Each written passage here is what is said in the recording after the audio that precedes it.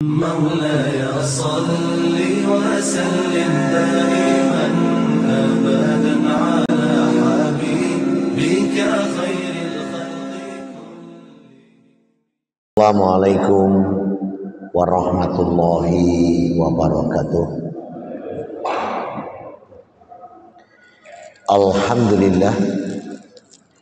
Alhamdulillahi ala ihsani wa syukrullahu ala taufiqi wa amtimnani. Asyhadu an la ilaha illallah wahdahu la syarikalah wa asyhadu anna Muhammadan abduhu wa rasuluh la nabiyya ba'da. Sallallahu alaihi wa ala alihi wa ashabihi wa man tabi'ahum bi ihsanin ila yaumiddin wa salamat tasliman katsira.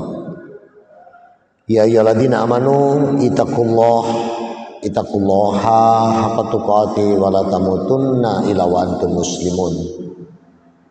Ya ayyuhan nas ittaqu rabbakumul ladzi khalaqakum min nafsin wahidah wa khalaqam minha zawjaha wa basa minhuma rijalan katsiran wa nisaa wa taqullaha alladzi tasaaluna bihi wal arham innallaha kana 'alaikum raqibah. Ya ayyuhalladzina amanu ittaqullaha wa qulu qawlan sadida yuslih lakum a'malakum wa yaghfir lakum dzunubakum wa may yuti'illah wa rasulahu faqad fasafadan adima. Amma ba'd. Yang saya hormati, yang dirahmati Allah, yang dipilih Allah, dijamin oleh Allah duduknya di Masjid As-Salam.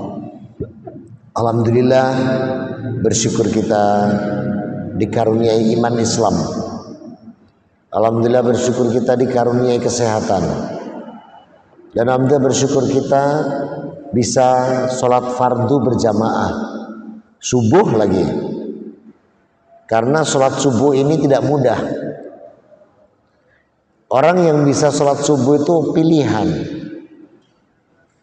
Anas bin Malik radhiyallahu anhu meriwayatkan sabda Rasul Muhammad SAW, diletakkan oleh Imam Muslim di urutan nomor hadis di 4. Rasul bersabda, wa kanat sholatuhu wa masyu ilal masjid minas subhi fa innahu ulutumatilal lil jannah. Sungguh Allah menjamin langkah hambanya yang ke masjid untuk melaksanakan sholat fardu subuh berjamaah. Maka bersyukurlah antum ini pilihan. Setelah sholat masih mau duduk untuk bermajelis, itu pun duduknya juga duduk yang tidak sia-sia, karena Rasul mengatakan wa idza qa'ada maghfirallahu. Dan ketika dia duduk bermajelis di masjid, Allah jamin duduknya mendapat ampunan dosa dan kesalahan. Amin. Allahumma amin. Semoga kita mendapatkan khairiyah dari sabda Rasul Muhammad sallallahu alaihi wasallam. Salam dan salawat senantiasa tercurahkan pada junjungan kita Nabi Muhammad sallallahu alaihi wasallam, yang mana Allah menginginkan kita untuk mencontoh beliau, mengikuti beliau, meneladani beliau, agar kita mencapai derajat hamba yang muttaqin, husnul khatimah, dan ahlul jannah. Amin. Allahumma amin. Saudara-saudaraku yang saya hormati dan dirahmati Allah, kita lanjutkan tazkiyatun nafs, ilmu yang harus dimiliki setiap mukhalaf. Mukhalaf itu adalah orang yang memiliki kewajiban menegakkan syariat. Dalam kaidah syar'i disebut mukhalaf. Maka kita semua ini adalah mukhalaf yang memiliki kewajiban untuk menegakkan syariat. Maka dalam ilmu yang diwajibkan oleh Allah adalah mereka memiliki tazkiyatun nafs, senantiasa menyucikan jiwa, menjaga dirinya Sebab kita ini berbeda dengan makhluk yang lain. Perbedaan kita ini diletakkan Allah di surat Asy-Syams, surat 91. Di ayat 7 sampai dengan 10. Wa nafsiu wa ma sawaha fa'alhamaha fujuraha wa taqwaha.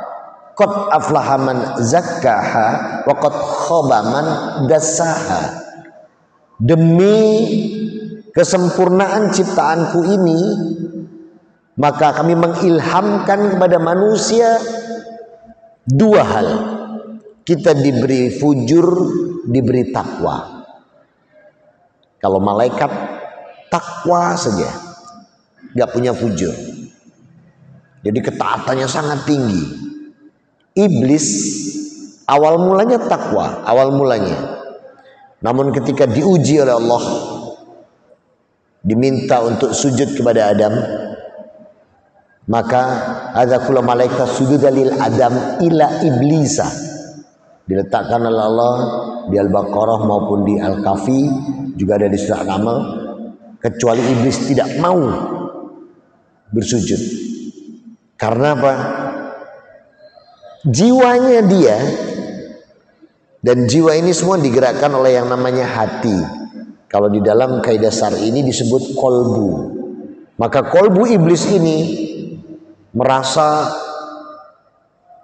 dia terhina kalau harus sujud kepada Nabi Adam.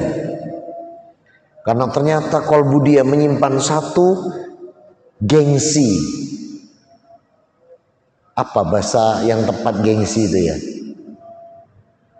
Dan ya gengsi ya. Dia gengsi, kalau suruh sujud gak mau dia. Karena dia merasa lebih mulia. Karena dia merasa dia dibuat dari api.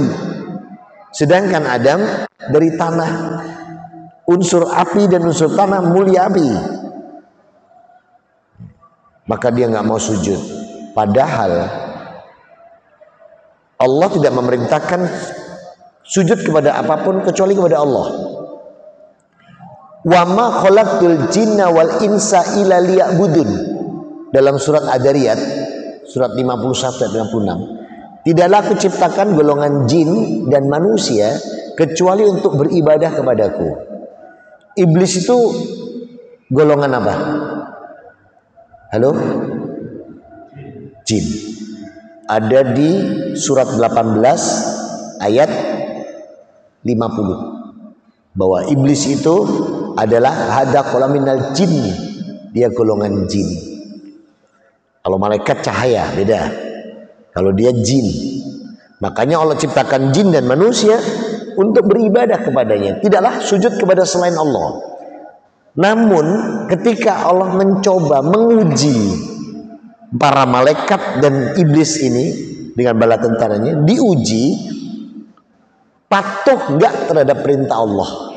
Jadi bukan pada sujudnya sebetulnya. Jadi Allah menguji patuh enggak dia. Ternyata totalitas berserah dirinya pada Allah, iblis terusik dengan harus bersujud kepada manusia. Sementara kesombongan ini itu adalah pintu gerbang masuk neraka dan kekal di dalamnya.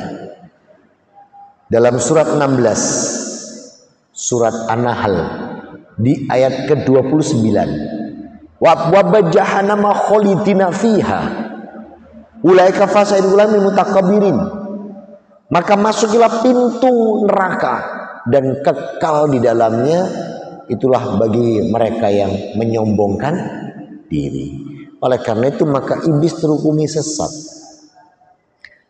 Nah, kita ini dibedakan oleh Allah ketimbang iblis dan malaikat. Kita dikasih dua. Kita dikasih fujur, dikasih takwa. Tapi lihat kalimat Allah, qad aflaha man zakkaha wa qad khaba man dassaha. Beruntung yang menyucikan, rugi yang mengotori. Karena punya dua sifat ini, maka manusia ini kadang bisa melebihi malaikat. Ada manusia yang lebih malaikat? Ada contoh nggak? Ada contoh? Rasulullah Muhammad Sallallahu Alaihi Wasallam. Malaikat pernah hilang sabar ketika Rasul dianiaya dan didolimi, bahkan diancam, dilempar batu sampai bocor Rasulullah. Malaikat mengatakan, ya Rasulullah, hada antum minadh dhalimu fahada kullu qaum. Rasul, Anda sudah terdolimi ini sampai udara ini. Man hadza kul amal, mau boleh saya balas? Rasul bilang apa? Man hadza kul amal, mau kau balas dengan apa? Hada mina Uhud, tak lempar Uhud, kata. Apa kata Rasul? La. Loh, malaikat sudah gemes, Rasul masih sabar. La. Didoakan Allahumma hdi biqaumin, malah didoakan supaya mendapat hidayah. Coba kalau jamaah salam ditawari malaikat misalnya, "Le, kowe didolimi." "Iya malaikat, aku didolimi." Langsung gitu. Ya apa tak bales dah. Dengan apa? Tak lempar Jabal Uhud. Loh, imbono, Semeru, Kelut, Arjuna, mblekno sisan. Kalau kita mungkin minta imbuh, tapi Rasul tidak. Ternyata manusia pun mampu bisa melebihi, dan itu contoh ada pada Rasul. Kalau Rasulullah saja sanggup, berarti kita mestinya sanggup. Karena ini yang disebut tazkiyatun nafas. Dari mana kita bisa mengatakan kalau Rasulullah sanggup, kita sanggup? Karena Allah meletakkan di dalam surat Al-Ahzab surat ke-33 21, laqad kana lakum fi rasulillahi uswatun hasanah liman kana yarjullaha wal yaumal akhir wa dzakrullaha katsira. Sesungguhnya pada diri Rasul Muhammad SAW ada suri teladan yang baik bagimu, bagi mereka yang mengharapkan rahmat Allah, yang mengimani hari akhir. Contoh Rasul, kalau Allah perintahkan mencontoh, berarti kita bisa meniru Rasulullah. Bisa, karena ada perintahnya. Dan jaminan orang yang mampu mencontoh Rasul, mampu memiliki jiwa-jiwa yang tazkiyatun nafasnya berusaha semakin hari semakin baik, bisa seperti Rasulullah karena ada perintahnya. Dan itulah indahnya Islam. Nabinya itu bisa dicontoh dan ditiru murni. Berbeda dengan di mereka yang mengatakan agama. Tokoh-tokoh pujaannya atau tokoh-tokoh unggulannya belum tentu bisa ditiru. Ada yang digambarkan duduk di atas awan. Bisa sampai duduk di atas awan. Ada lagi agama yang menggambarkan punya sayap, punya ekor, badan manusia, kepala monyet. Bisa berdiri di atas gunung, bisa terbang, bisa dicontoh. Bisa. Tapi Rasul Muhammad SAW, beliau adalah manusia biasa, sama seperti kita. Bahwa Rasul adalah manusia biasa, Allah letakkan di surat 18 ayat 110. Kalau Qur'annya sama dengan saya, ada di halaman 304. Halaman 304 pojok kiri bawah. Bahwa Rasul benar-benar murni seperti kita. Kul innama ana basirun mislukum yuha ilaiha annama ilahukum ilahu wahid. Katakan Muhammad, kata Allah, sesungguhnya aku ini hanyalah seorang manusia biasa seperti kamu, namun aku diberi Allah wahyu untuk menyampaikan bahwa Allah itu esa. Faman syaa yarju liqa rabbi falyaman amalan sholiha wala yusrik bi ibadati rabbih ahada. Maka barang siapa ingin bertemu dengan Allah Rabbnya, ingin masuk surganya, maka berbuatlah kebaikan dan jangan pernah menyekutukan Allah dengan sesuatu apapun dalam mengibadatinya. Itu kunci tazkiyatun nafas. Quran itu bukan untuk sakti-saktian, Mbak. Ya. Lucu kita nih. Ayat tertentu dipakai kesaktian, wah, dibacok gak kena, dijojo brodol, aneh-aneh. Isok ngilang, gak iso balik, kan aneh-aneh. Quran itu bukan untuk sakti-saktian. Quran itu Allah turunkan agar kita ini semakin mampu mencapai derajat hamba yang muttaqin, pulang ke surga ketemu Allah. Dan ini Allah letakkan di surat Yunus surat 10 ayat 57. Ya ayuhan nas qad ja'akum mau'idatum mir rabbikum wasifa'u lima fis sudur wa huda wa rahmatan lil mu'minin. Wahai manusia, telah datang kepada kalian nasihat langsung dari aku Allah Rabbmu, Al-Quran, obat segala penyakit. Luar biasa kan? Obat segala penyakit. Wasifah lima fis sudur, terutama penyakit hati. Hudanya, dia petunjuk, warahmatan lil mu'minin, dan dia rahmat bagi yang mengimani. Loh, jangan buat sakti-saktian. Ya. Iso ngilang, gak iso balik, ya. Aneh-aneh, jangan. Gunakan Quran itu untuk mensucikan jiwa. Ini adalah kunci kedua. Kunci pertama tauhid. Kunci kedua interaksi dengan Quran. Bagaimana berinteraksi dengan Quran? Ada dua kata yang membedakan dalam menjaga tazkiyatun nafas. Pertama Iqra. Ada di surat 96. Iqra bismi rabbikal ladzi khalaq. Baca. Baca Quran dalam nama Allah Tuhanmu yang menciptakan kamu. Satunya lagi Allah pakai utlu. Utlu minal kitab. Utlu ada di surat Al-Ankabut 29 ayat 45. Bedanya Iqra dan utlu. Kalau Iqra itu cukup baca tok. Tapi kalau utlu itu Allah minta ada tadabur di sana, memahami makna dan mengimplementasikan. Itu utlu. Nah, kita bukan sekedar Iqra. Kalau cuma Iqra bisa 1 hari 1 juz. Seret lapor. Lapor komandan, selesai 1 juz. Seret. One day 1 juz. Seret. Bisa gampang. Utlunya yang penting. Untuk tazkiyatun nafas.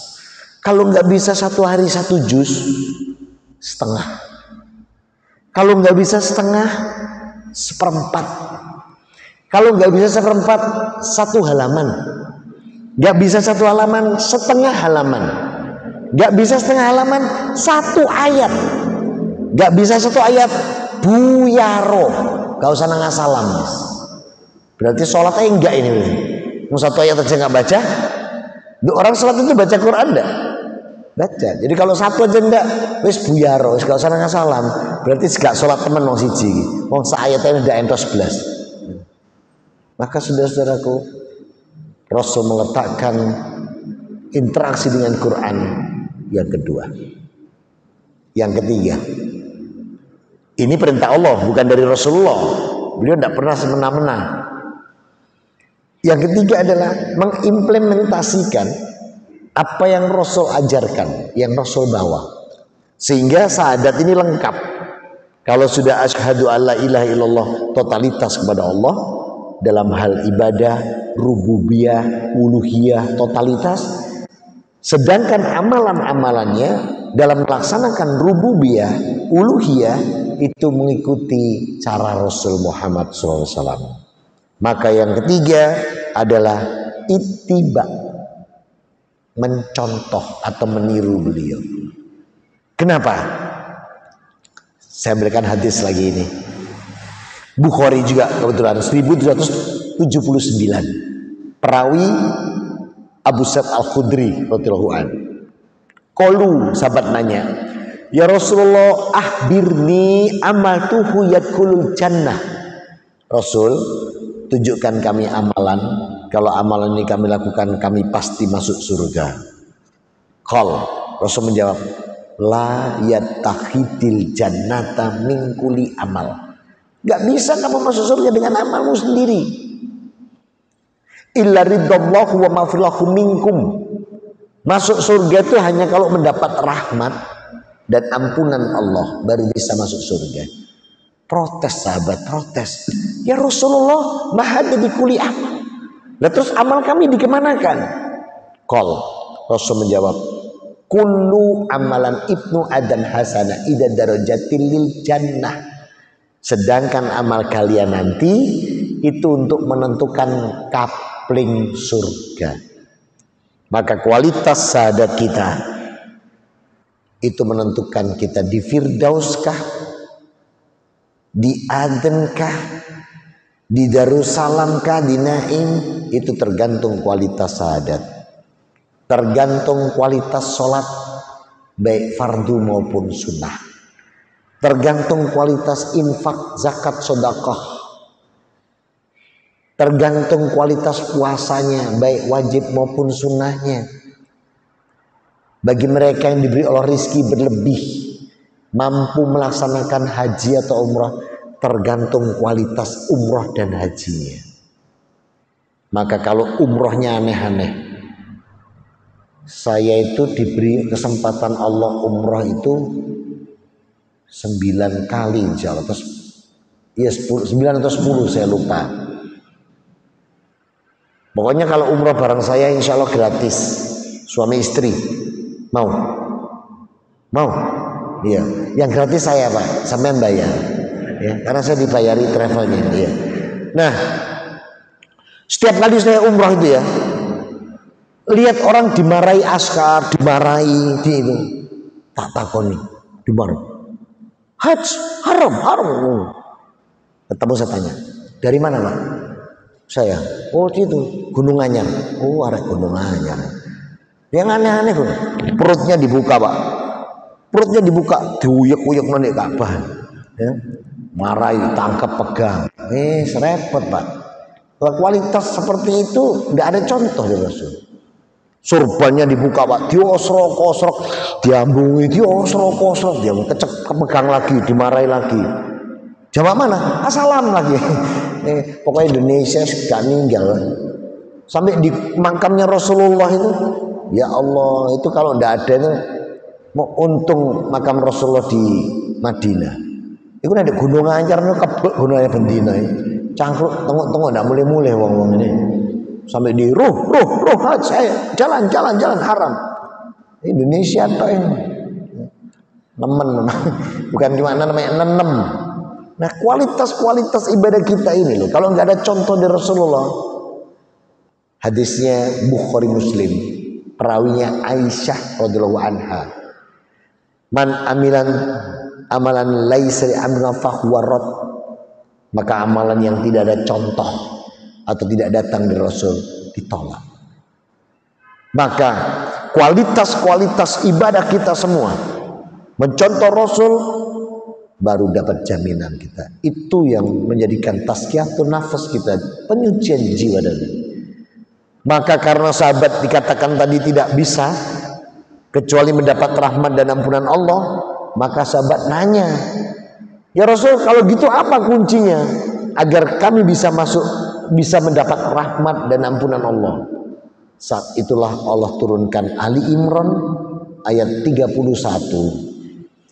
Kul in kuntum tuhibunallaha fattabi'uni yuhibbukumullah wa yaghfir lakum dzunubakum wallahu ghafurur rahim. Muhammad, katakan kepada hamba-hambaku, apabila mereka benar-benar mencintai aku Allah Rabbnya, ingin masuk surgaku, ingin bertemu denganku, katakan kepada mereka, ikuti aku. Rasul suruh bilang fattabi'uni.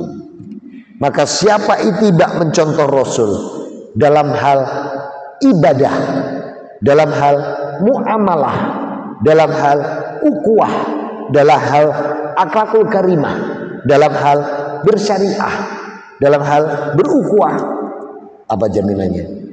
Yuhibbukumullah wa yaghfir lakum dzunubakum.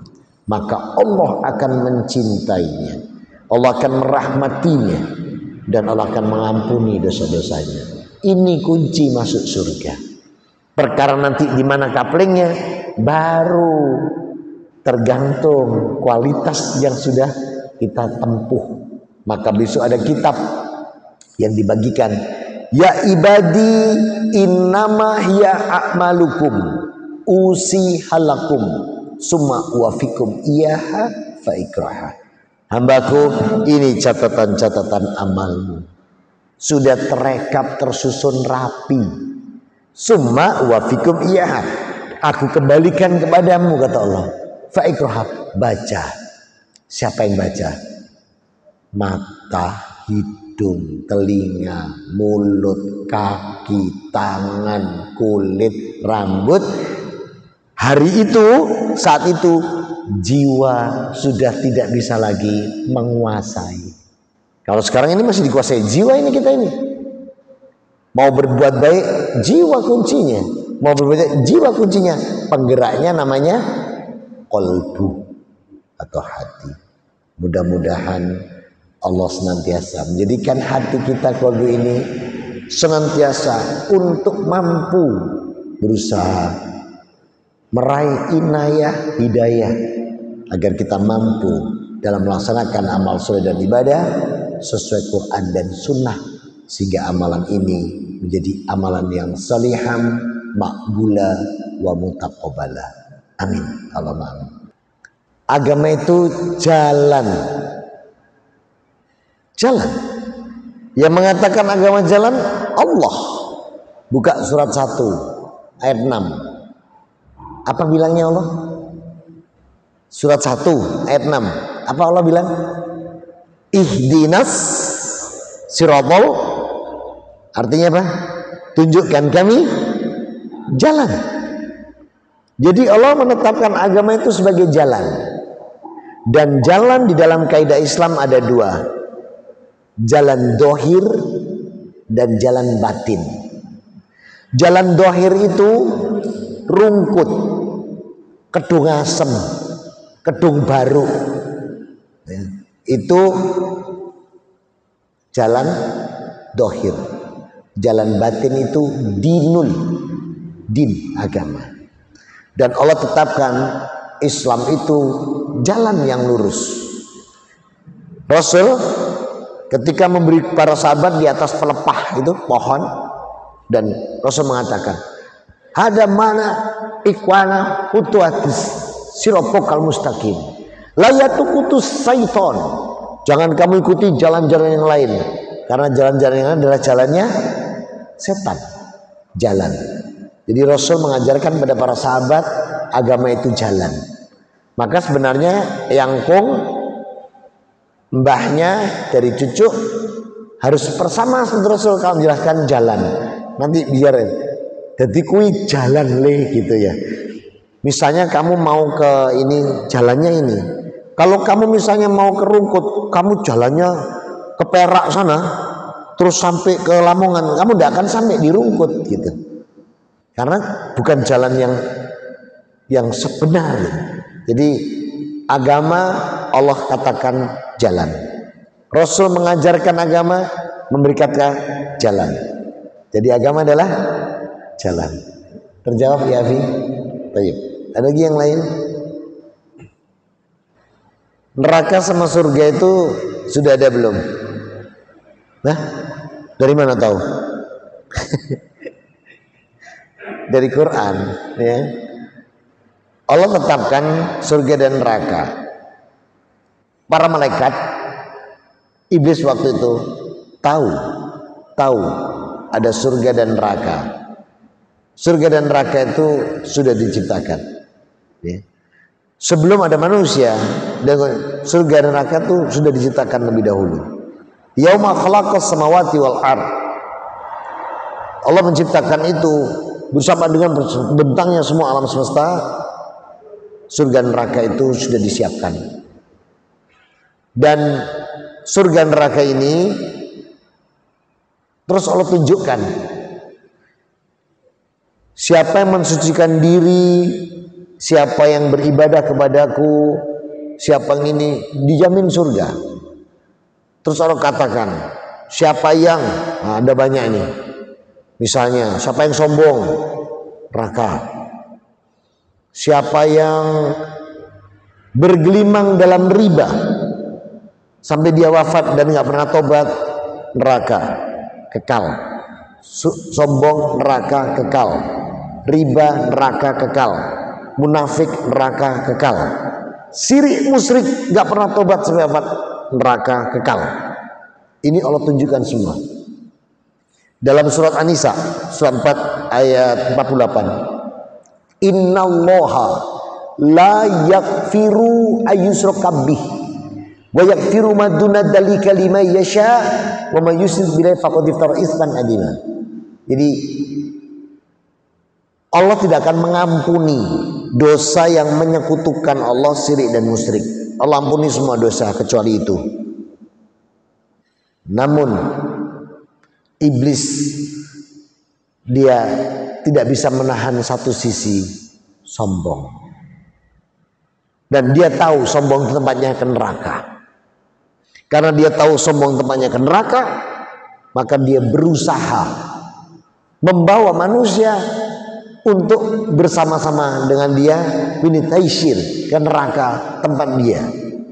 Dan itu diletakkan Allah di surat 7 ayat 17, di surat 15 ayat 39, banyak sekali. Memang iblis mengajak kalian ke neraka gitu. Dia tahu, berarti iblis tahu, tapi iblis tidak bisa menahan sombongnya